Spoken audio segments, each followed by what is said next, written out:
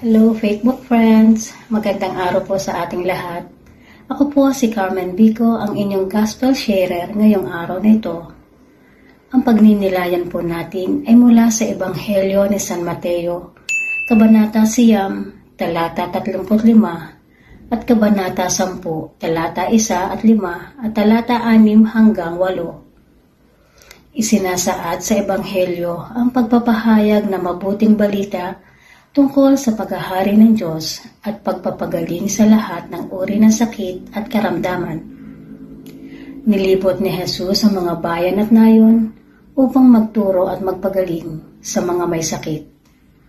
Nahabag ang Panginoon nang makita ang maraming tao na hirap at nanlulupaypay at litong-lito na parang tupang walang pastol.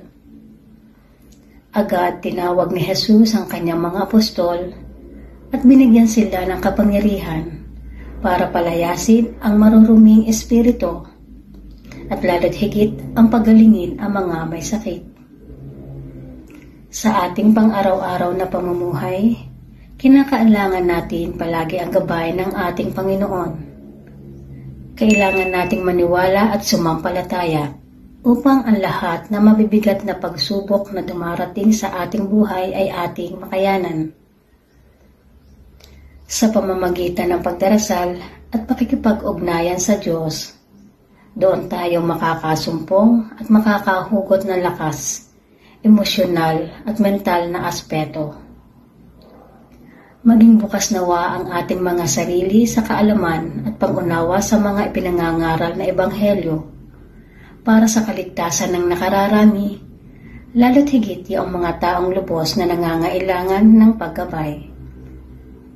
At palagi nating tatandaan, ang Panginoon lamang ang nakakaalam ng ikabubuti nating lahat.